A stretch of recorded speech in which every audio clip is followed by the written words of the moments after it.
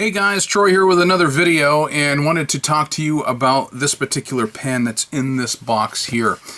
Just recently I was on a Zoom call with some of my pen friends, and that was about 2 weeks ago maybe, and it came up during our conversation about a new pen that had come out, a vacuum filler, and it had some similarities maybe to some famous pens that are out there. And I was like, okay, well, another Chinese-made or Asian-made vacuum filler pen, and $35, $36 for it. All right, let's give it a shot. Let's see if it's any better than some of the others that I've run across. I figured I'd go ahead and do a comparison. Plus, it gives me the opportunity to sit here and talk to you. So, it has arrived. Asvine, A-S-V-I-N-E. It's not a brand I'm familiar with. I have never owned, or knowingly anyway, owned one of their pens. They do sell on eBay through various distributors, and my understanding is they also have their own little shop on Amazon.com. So, this particular pen, I figured I'd just go ahead and order. So, write and record your good life is their little slogan on the box. It's a cardboard sleeve, says the same thing over there, nothing on that end, nothing there. But here we do see an Asvine vacuum fountain pen, model V169, which is what we will be taking a look at with a fine nib. Now, I only found these in fine and extra fine online, and I did not find anything other than that. So I would love if they had come out with a medium nib, because typically I'm not a lover of fine nibs. So I went ahead and let's go ahead and open this up. So you've got the poly box.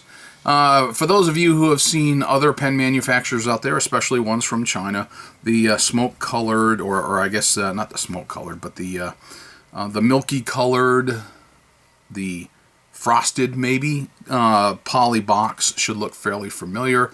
Moonman uses these a lot, although I think Moonman has changed their name to Mahjong. Don't know why they would have done that, but okay. So, Asvine right here molded into the plastic. Asvine, nothing there. So, open it up. Here's what we got. We got their instruction manual that comes with it, and a pen sits in a foam block, and that pen in a little poly bag. So the fountain pen instruction manual, all printed in English, and it has, let's see, all different filling systems, so converter, cartridge, piston, let's flip it over, dropper filling, vacuum filling, that's us. So basically it's going to tell you how to use the vacuum filler, how to maintain your pen, sales, and service. Asvine pen at Outlook.com. Really, at Outlook? Yeah, you probably could have gotten your own URL there, but go figure. So you pull it out, and this is all you got. This pen right here, since it is a vac filler, I don't expect to see any cartridges, any converters, or anything of the sort in the box. So, take it out of that, and here's what you've got. Now, this particular pen was available in several different colors. There was a gold one, clear in the background. There was this one, which was a gray blue. There was a green and a blue. I said, just to be different, I don't really have anything that's like a gray blue. So let's go ahead and try it. Be honest with you, it looked a little nicer, I think, on the picture on their website than it did here, but it's still not all that ugly or anything like that. So this is the skeleton overlay. I'll be honest with you, I'm not a big fan of the skeleton kind of pattern for overlays. But I figured, why not? I'll give it a try. Since a bunch of us were going to order them, and we were doing it as a group, I figured I'd go ahead and give it a shot. I don't mind overlays at all, especially when you look at some of pens in my collection, like from the 1920s. Absolutely love the sterling silver overlays, like the basket weave pattern that was on an old Waterman lever filler. So when I think about overlays, I think back to vintage pens like from 100 years ago. So you take a look at an acrylic base of a pen today with, I do believe this is a brass metal overlay that was chrome plated. So you've got an acrylic down below, and you've got a brass overlay over the entire pen. Now the first thing you notice, it's got a little heft to it. It's got some weight to it. So when you go to pick it up, you're going to know that you're picking up a pen. It's not going to be anything that's going to be lightweight. But then you look at it, and it's actually looks to be fairly well crafted compared to some of the other pens in its class. And when I say in its class, I'm not necessarily meaning monetary so much as I am in function and design. You look at it, it's got a nice little stiff functional clip. Not that you could see me doing that, but let's see, stiff functional clip. There you go, right there. Let's see, what else can I tell you about it? Fairly well polished. It doesn't take too long to turn it, so just over a turn and a half or so. And then what you've got here is you've got a smooth section. So you get a little bit of curve in. A lot of people don't like smooth sections. Some people love them. I'm one of those, I'm ambivalent. I don't mind a smooth section on a pen as long as I can hold it well, and it fits comfortably, and I just take the pen for what it is. You look at the nib, I'll give you a good close-up of that particular nib if that's not a good shot there. And you've got the piston operation, but this does come off. So if you want to do some cleaning on it or some maintenance on it, you pull that off, and here you've got some acrylic threads here, and then you've got like a little O-ring. Now, some people like to grease up that O-ring, which is not a bad thing to do. I may or may not put some silicone grease on it. I don't know.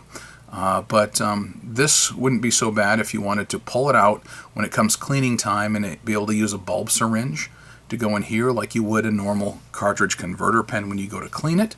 And you look down in here, you can see the plunger, how that works right there, how it goes down in.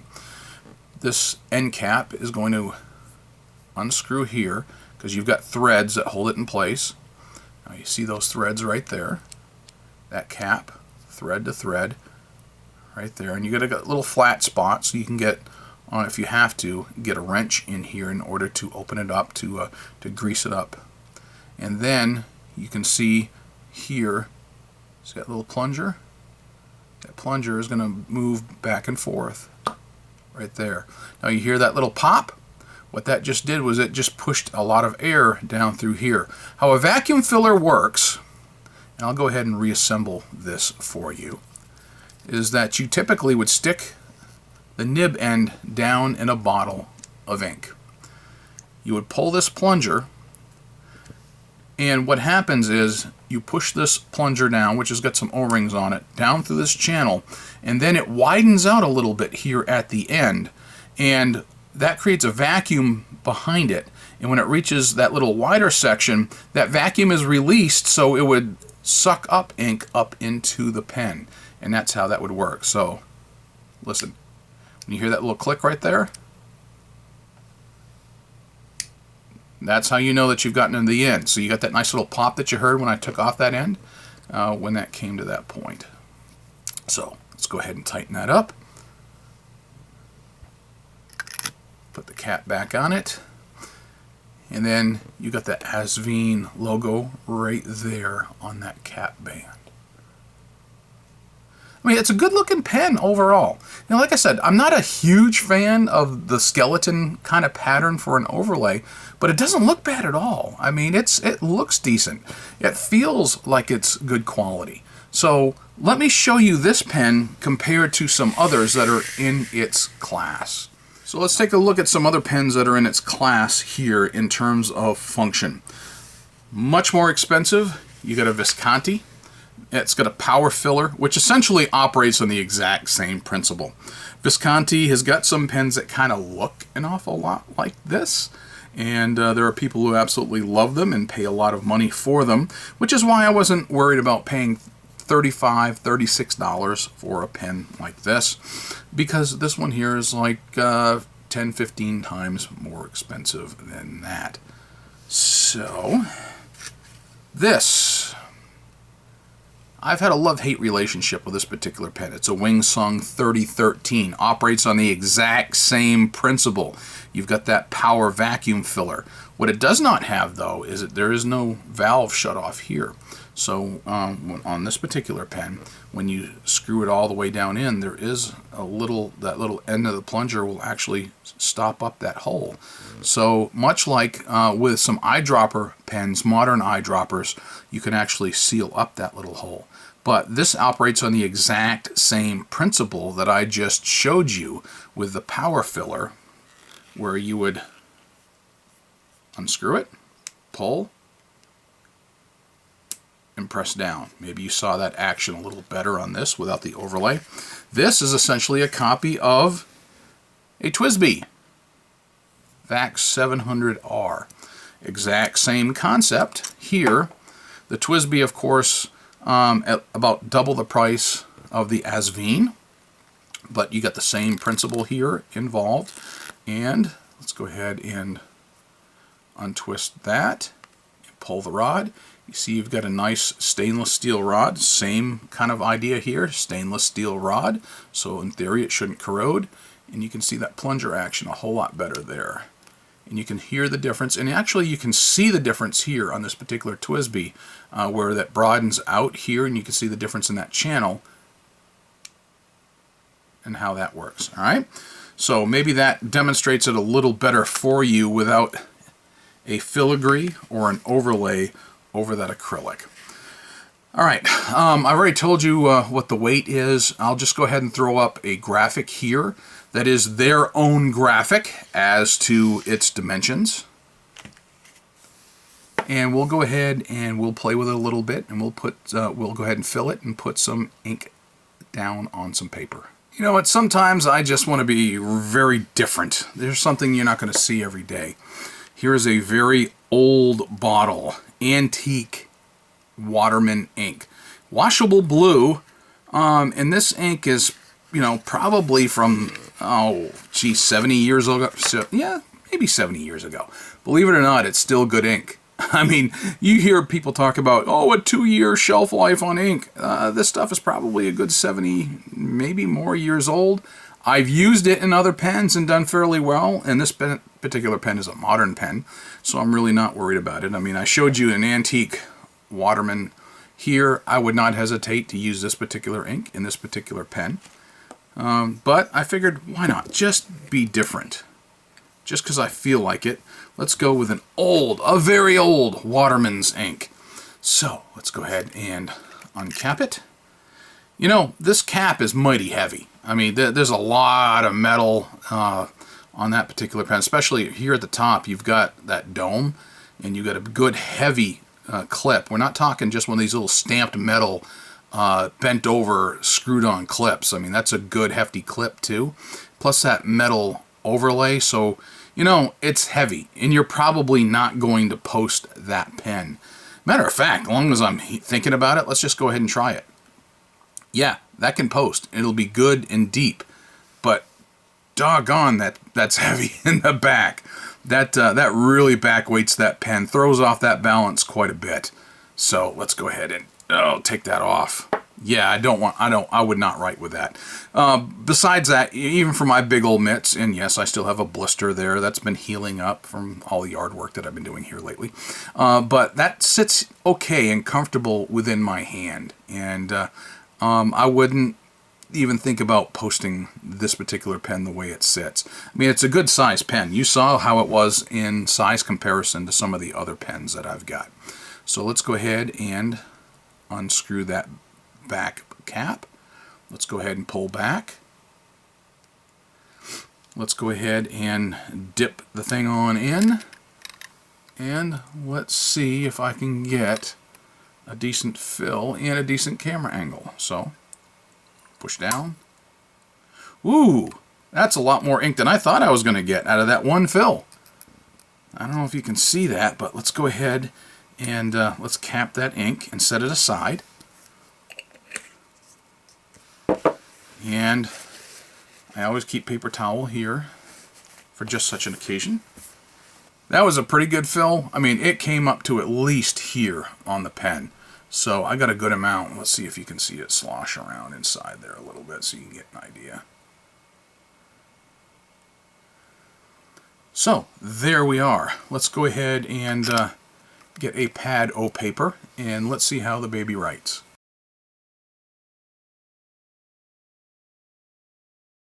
Alright, I can tell you that most vac fillers I got have been just okay.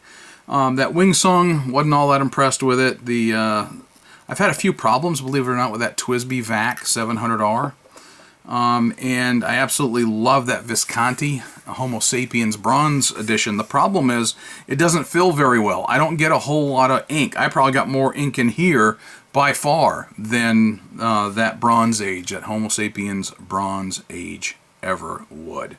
So let's go ahead and put ink down on the paper. So what do we have here? An Asvine. This is their V169. This is a fine nib. And you know what? Let's go ahead and zoom in just a little bit. Make it a little tighter so maybe I can show that a little better. All right. So this it's got a steel nib. And this is actually a fairly smooth nib. From what I've heard so far, they actually spend time and they give good quality control to their nib. That is the claim. And that they supposedly would stand behind their products and give good customer service for it. But so far, this nib is indeed smooth here on this Rhodia dot pad. I'll try it on some other papers as well. So this is more of a first impressions kind of thing. And I just wanted to see how it's going to be because we just had the claims of how good it was and how it was an up-and-coming thing and heard a lot about it. So I wanted to see if indeed this is true. And obviously I wanted to get some recording in before I inked it up because it's kind of hard to show you all that when it's got ink in it. So here we go. It's a rigid nib. You get like pretty much no line variation. I mean, you can get a little bit, but not a whole lot. But it does lay down a good amount of ink. So you get a pretty good smear. But so far, you got a good smooth writing. Trying different directions. Down we've already tried. Up. We've already tried some loop-de-loops. Let's see. Yeah, it's not too bad. Not bad at all.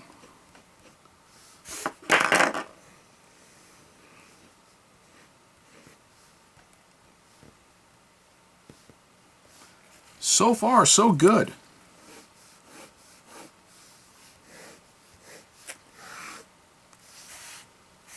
So the Asvine, first Asvine I've ever owned, the V169 vacuum filler. I will tell you this, for the amount that I paid for this, 35 bucks, $36 or so, I can tell you that I am happier with this than I was with the performance that I had out of this TWSBI. This TWSBI wasn't bad, but I wasn't as pleased with the performance of this TWSBI. Because quite honestly, I ended up with some skipping once in a while, and I actually gave away a 1.1 stub nib that I almost wish I had, because actually just today I was writing with a 1.1 stub. Wish I had more of them to write with. You know, the Visconti here, great writing pen, never had a quality control problem with it. And of course, you know, these pens, depending upon from whom you buy them, anywhere between $450 to $700 or so for like the Homo sapiens. And this pen right here was only a couple of bucks. And you know what? With these, you pretty much got what you paid for. I fought with these because actually I was able to buy them with a medium nib, but the feed that it's got was not going to be able to support the ink flow for a medium nib. So I had to eventually just punt the medium nib that it came with and replace it with a fine nib from another Wing Sung pen that I had. Now these are okay. This fine is really scratchy by comparison. I'm not as happy with this, and you know, these were like $3 or $4 compared to the $34, $35 price tag. And considering you get a decent filigree, you get a decent quality feel to it. Yes, it's acrylic on the inside, and it's a brass, chrome-plated brass on the outside, which actually does make it look halfway decent. I mean, the filigree looks good. It looked nice and shiny. Like, I'm not so keen on the pattern, you know, that they used in this. I could really have used a nice basket weave or some other overlay. Maybe even if they had gone like the Gothic pattern that they used to use in old Watermans, where it's solid with overlay. I could have gone for something like that, but that's just my personal taste. So maybe, I don't know if I would have liked another color better or not. I've seen some friends of mine who have green, some who have blue. I thought about going with the all clear, but I figured I already got some demonstrators, so I wanted to go with a color that I hadn't had yet. So there you are, the Asvine V169 with a fine nib. That's my first run through with it, my first assessment of it. And we'll see where this pen goes for me. It looks like I've got a good ink fill, so it'll probably be full for quite a while, and I'll be able to get a lot of use out of this particular pen. And if I really, really like it, I may actually buy a few more and give some of them away. Maybe on this channel, maybe to friends and family.